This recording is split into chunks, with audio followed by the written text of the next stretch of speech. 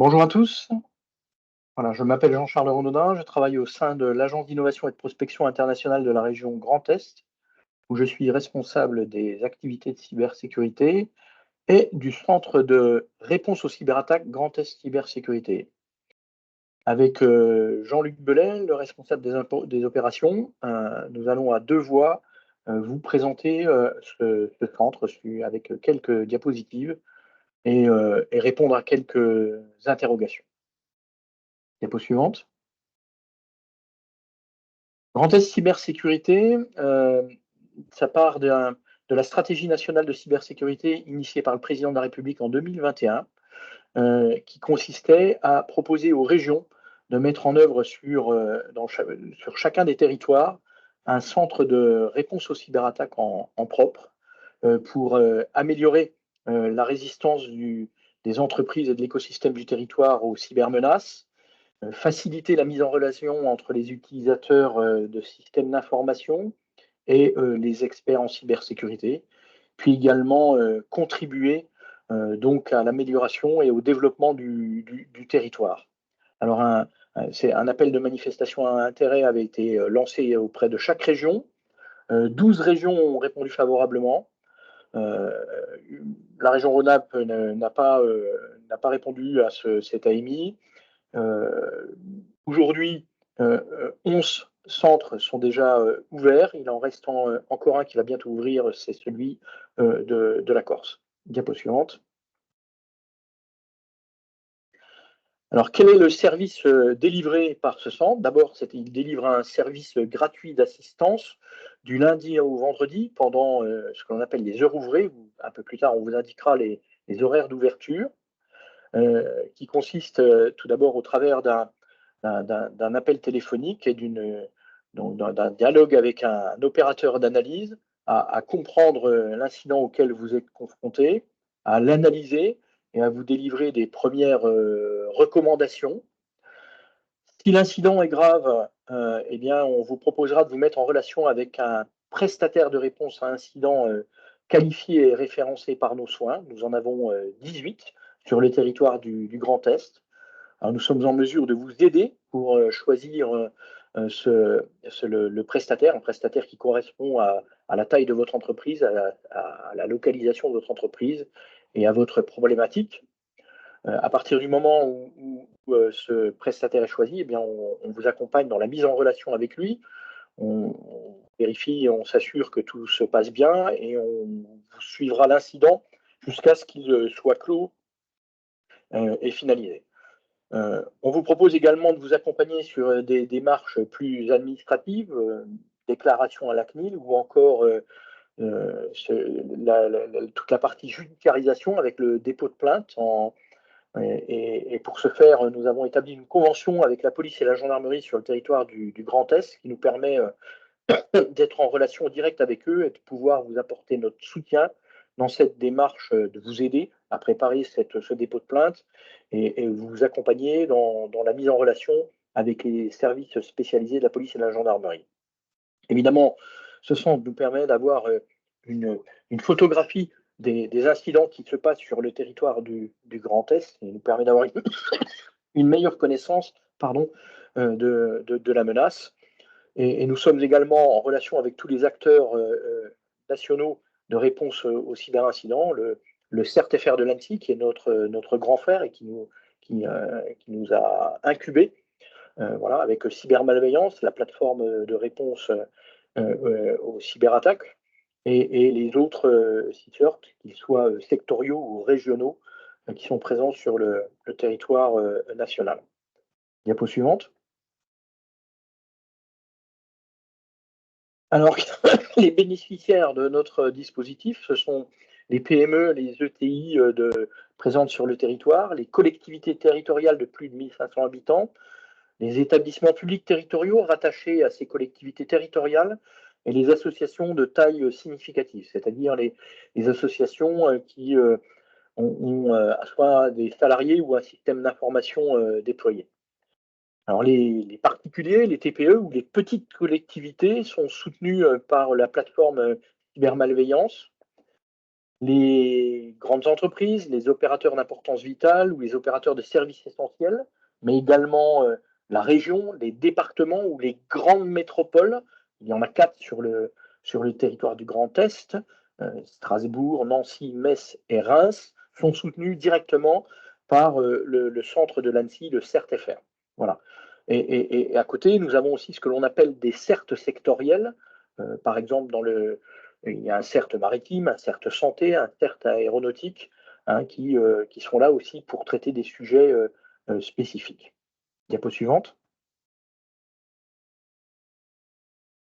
Alors, notre équipe se compose actuellement de 4 personnes, moi-même comme responsable dispositif, chargé à la fois du rayonnement du centre et du reporting vis-à-vis de nos autorités, la région, l'ANSSI ou la préfecture. Jean-Luc, le responsable des opérations, à qui je vais transmettre la parole ensuite, qui est chargé, lui, de la coordination de l'action des opérateurs d'analyse, mais également de la mise en relation avec les prestataires référencés ou la police et la gendarmerie. Aujourd'hui, nous avons 2 opérateurs d'analyse de réponse à incident et nous pourrions en avoir 2 au cours de l'année, un prochainement, à compter de février, qui va nous rejoindre, et potentiellement un deuxième à l'été, voilà, qui sont eux au contact direct des bénéficiaires, c'est eux qui répondent au téléphone. Diapo suivante. Ben voilà notre numéro de téléphone. Nous sommes ouverts depuis 14 février. Le centre est installé à Nancy. On a un véritable centre opération, comme vous pourrez le voir sur la droite de la diapositive, avec des outils sécurisés, hein, qui nous permettent de travailler en toute sérénité avec à la fois les bénéficiaires comme les prestataires. Les horaires d'ouverture sont indiqués sur la diapositive, de 9h à 12h30, 14h à 17h30. Et depuis le mois d'octobre de l'année dernière, nous avons un dispositif qui assure le relais en cas d'extrême urgence, la nuit ou le week-end, avec 3 prestataires de réponse à incident qui ont des centres opérationnels ouverts H24, 7 jours sur 7, et qui sont capables euh, d'accompagner un bénéficiaire qui serait véritablement face à une situation critique. Alors pour cela, on a mis en place un questionnaire qui permet d'aider le bénéficiaire à comprendre et à apprécier si la situation nécessite réellement de faire appel à un prestataire. Alors, les prestations, hein, de réponse à incident par les experts ne sont pas gratuites, hein, donc, pour répondre à un incident tout au départ, il y a un primo devis qui est fait. Et s'il faut faire un traitement plus profond pour remettre à niveau, primo devis, pardon, pour arrêter la cyberattaque, et en revanche, si il faut remettre en état le dispositif, ben là, on aura un devis complémentaire, parce que la remise à niveau d'un système d'information après une cyberattaque, ça peut être quelque chose de très simple, mais aussi quelque chose de beaucoup plus compliqué et très long, qui peut se compter en semaines, voire en mois. Et voilà, et vous comprendrez que c'est une prestation différente. Vous avez également sur cette diapo le lien vers notre site internet sur lequel vous pouvez trouver toutes les informations utiles. Et je vais passer la main à Jean-Luc, le responsable des opérations, et qui va vous expliquer la suite de notre dispositif. Bonjour à tous, Jean-Luc. Donc, comme l'a dit Jean-Charles, je suis en charge des opérations. Donc, mon job, c'est de s'assurer que vous serez correctement pris en charge, donc depuis votre appel jusqu'à la résolution de votre problème. Donc, nous, on a 2 maîtres mots au sein de l'équipe, la confiance et la confidentialité. Donc, vous pouvez avoir confiance, tous les échanges entre vous et nous seront confidentiels. Et on est complètement transparent sur les traitements qui sont mis en place concernant votre prise en charge. Donc, le premier traitement sera concernant la prise en charge. Voilà, donc faire en sorte qu'on vous prenne en charge et qu'on puisse vous envoyer des propositions de conseils et une assistance avec une mise en relation avec un prestataire agréé. Le troisième traitement sera ensuite la transmission des données au prestataire que vous aurez validé par vous-même. Et de façon, nous, on lui enverra directement les éléments précis, détaillés, de façon à gagner du temps dans la résolution de votre problème. Vous n'aurez pas à raconter à nouveau l'histoire. Voilà. L'histoire, vous nous l'avez racontée une première fois à nous, et nous, derrière, on va lui transmettre tous les éléments. Ce qui est très important dans le processus, c'est aussi le dépôt de plainte. Donc nous, on va s'assurer pour faciliter le dépôt de plainte, voire prendre rendez-vous avec les forces de l'ordre, police ou gendarmerie, et derrière, vous serez attendu, et derrière, ce sera le plus rapidement possible, le plus rapidement, le dépôt de plainte sera le plus rapide possible dans les commissariats ou les gendarmeries. Donc ça, c'est super important, puisque derrière, on travaille en coordination avec la police et la gendarmerie. Ensuite, derrière, on va collecter des éléments pour savoir ce qui se passe sur le territoire, voilà, sur notre territoire, le Grand Est. Et tous les statistiques seront anonymisées, donc en aucun cas, votre nom de société, votre email apparaîtra dans le reporting communiqué. On ne communique les informations à personne. Donc, on est totalement transparent. Donc là, vous trouverez l'ensemble de notre politique de confidentialité, ainsi qu'un rappel des principales missions sur notre site Internet. Voilà. Et vous trouverez aussi la politique de confidentialité sur en pièce jointe et sur notre site Internet. Voilà. En tout cas, si vous avez la moindre question sur la politique, sur ce qu'on peut vous apporter comme conseil, n'hésitez pas à nous appeler. Jean-Charles, je te redonne la main pour parler de la partie diagnostic. Oui, alors depuis le mois de novembre 2022, la région a déployé un diagnostic de cybersécurité qu'elle finance à hauteur de 50% pour une prestation de 10 jours, 10 jours hommes, qui comprend un audit organique et sur la base des 42 mesures d'hygiène de l'ANSSI et un audit technique de votre système d'information en production. L'idée, c'est d'apprécier le niveau de cybermaturité de vos systèmes d'information et de vous délivrer à la fin de ce diagnostic un plan d'action et de remédiation qui vous permettra d'améliorer le niveau de cybermaturité de votre système d'information. Donc, au travers du lien qui vous est présenté là, vous pouvez trouver toutes les conditions d'exécution de ce diagnostic de cybersécurité, la liste des 25 prestataires qui ont été référencés pour conduire ce dispositif et la procédure pour faire une demande de diagnostic. De la même manière, en appui de notre dispositif, nous avons la possibilité de mettre vos adresses IP publiques en veille au travers d'un scan de l'ANSSI qui est proposé par l'ANSSI et pour lequel les résultats nous sont communiqués dès lors que quelque chose apparaît sur les adresses que vous nous avez communiquées. La pause suivante. Alors, on se propose de répondre à un certain nombre de questions que nous avons rencontrées au travers des différentes séquences de sensibilisation sur le CSIRT que nous avons effectué. Alors, la première question, est-ce que le service est gratuit concernant Grand Est Cybersécurité ou les prestataires? Alors, en ce qui concerne la prise d'appel par le centre, oui, il est gratuit. Lorsque vous nous appelez, vous n'avez rien à payer. L'appel téléphonique est gratuit. Le conseil vous est donné par nos opérateurs. Les premières recommandations vous sont délivrées. Ce qui est payant, c'est la primo-intervention pour stopper l'attaque. Donc, un premier devis vous est donné de primo-intervention du prestataire référencé que vous aurez choisi. Et puis, si vous souhaitez que le prestataire remette en état votre système d'information, cette prestation sera payante. Et si vous faites appel à un prestataire en dehors des heures de service, là aussi, c'est un tarif aussi d'urgence qui est appliqué pour vous accompagner la nuit ou le week-end, comme vous pouvez logiquement l'imaginer. Question suivante. Luc, je te laisse y répondre. Voilà, donc une question qu'on a souvent, c'est est-ce qu'on se déplace chez les bénéficiaires? Alors la réponse est non, on ne se déplace pas chez les bénéficiaires.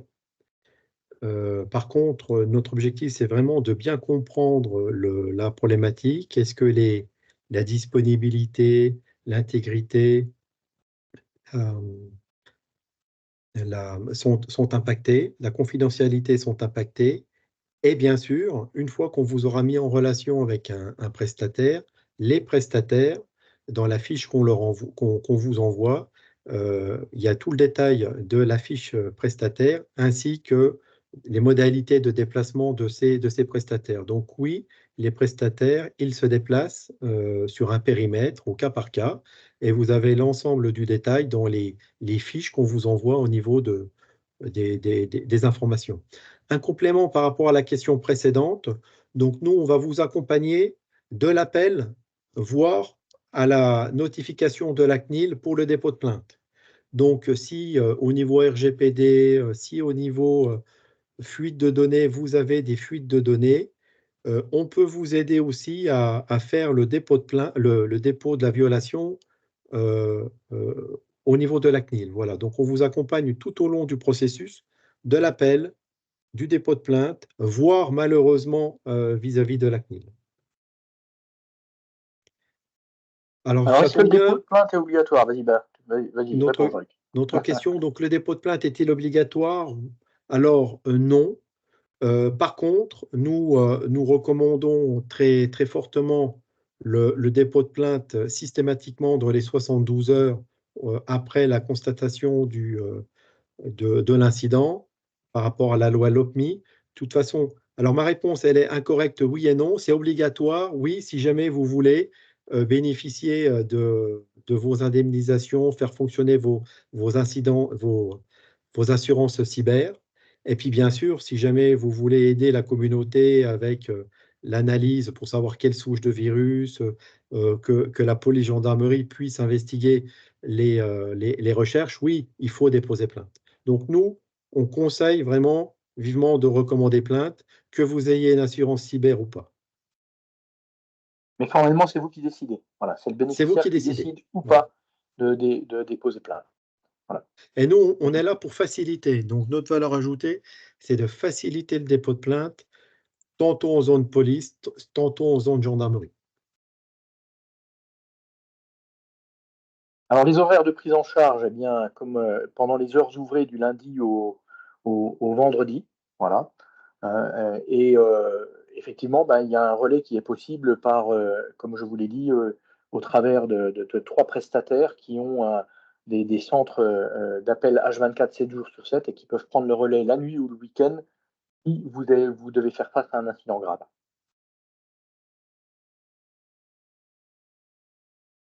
Alors, comment choisit-on le prestataire qui valide la prestation? Excellente question. Donc, c'est le bénéficiaire qui va choisir le prestataire. Donc, nous, on va pouvoir lui envoyer une liste de prestataires validés par nos soins, par Grand Est Cybersécurité, référencés. On va pouvoir vous présenter tout un ensemble de critères. Est-ce que ces prestataires travaillent plutôt avec des grands comptes, des TPE, des PME, se déplacent, etc. Au final, c'est vous qui choisirez le prestataire en fonction de vos critères, mais on saura vous aider, en fait, vous conseiller par rapport à votre géographie, par rapport à votre business, par rapport à vos spécificités. Mais au final, c'est vous qui validez, c'est le bénéficiaire qui valide la prestation. Alors, à savoir que chacun des prestataires, hein, a signé une convention qui le lie à Grand Est Cybersécurité et qui fixe ce que l'on attend de lui et qui l'incite à respecter donc voilà les règles et la façon dont fonctionne le centre en termes de Voilà. prestations. Confiance, confidentialité. Là, on vient d'en parler, comment se passe la mise en relation. Donc, tout simplement, c'est nous qui allons nous en charger. C'est-à-dire que les éléments que vous nous aurez déjà expliqués vont être envoyés de façon sécurisée au prestataire.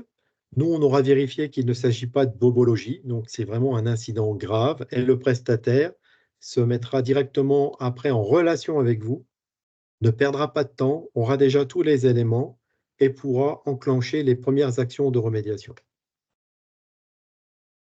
Notre travail ensuite, c'est de s'assurer que ça se passe bien, pour le bénéficiaire et bien sûr pour le prestataire et qu'au global, la résolution et la remédiation avancent et que l'on ait une satisfaction du bénéficiaire et de l'offreur de solution au final.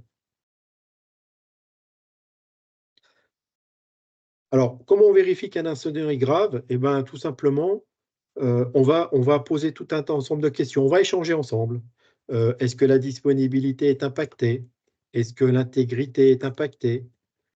Est-ce que vous pouvez continuer à fonctionner? Est-ce que vous pensez que des données ont fuité? Quel est le message d'erreur? Quel est le groupe qui revendique? Donc, on va collecter un maximum d'éléments de façon à voir est-ce que malheureusement, est-ce que votre activité est impactée ou pas? Voilà.